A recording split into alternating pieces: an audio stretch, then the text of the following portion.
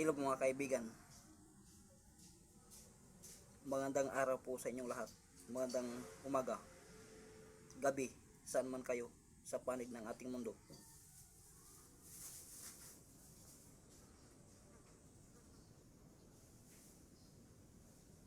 Ang video po na ito ay para lamang po sa mga interesado o naniniwala. Ito po ang libro ng STM o Kabanal-Banalan Santatlo. Ito po ang isa sa pinakamalakas na libro sa larangan espiritual.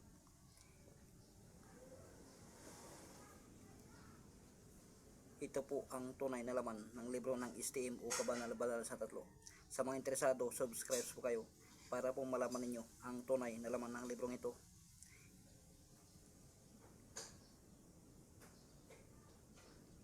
Nandito po lahat yung mga malakas na orasyon, pangkumbati spiritual sa lahat ng uri ng labanan.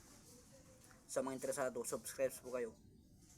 Marami na akong i-upload at marami pa akong i-upload. Salamat po.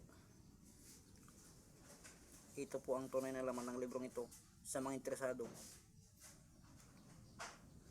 subscribe po kayo para po malaman ninyo ang tunay na laman ng librong ito. Salamat po sa suporta.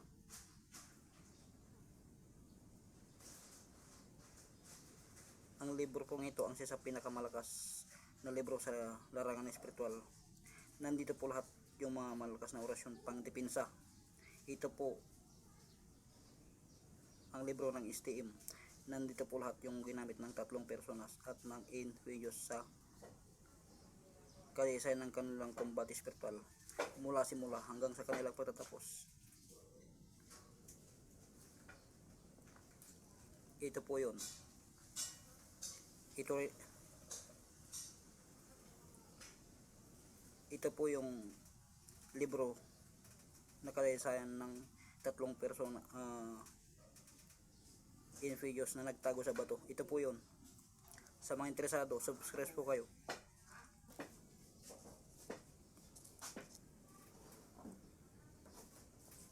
Hanapin nyo po yung Misteryo ng Diyos. Yun po ang channel ko. Hanapin nyo po yun, Misteryo ng Diyos. Yung Diyos ko po, DIYOS. Yun po, DIYOS. Marami na akong na-upload. Napakarami na. Salamat po sa suporta. Hanapin nyo po yung channel ko. Marami na akong na-upload. Marami pa akong i-upload. Marami pong laman ng librong ito. Napakarami. Salamat po sa suporta ulit.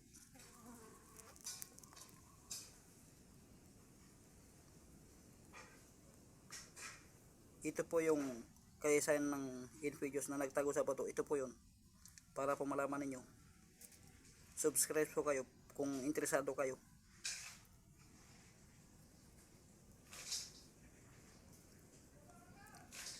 Ang libro po ng STM ang isa sa pinakamalakas na libro sa larangan espiritual. Nandito po lahat yung malakas na orasyon pang kumbati spiritual. Ito po yung ginamit nila sa kaysa ng kanilang kumbati spiritual. Nandito rin po yung kaunang anyo ng influence na sa inyong mata na may pakpak. Nandito rin po yung mga lihim na pangalan ng Diyos na kanyang ginawa nang wala pang mundo, nagkasakasama niya.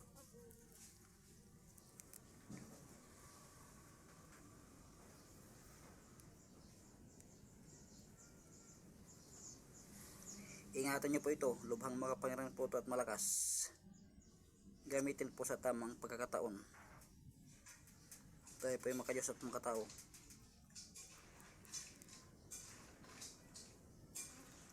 Salamat po sa suporta.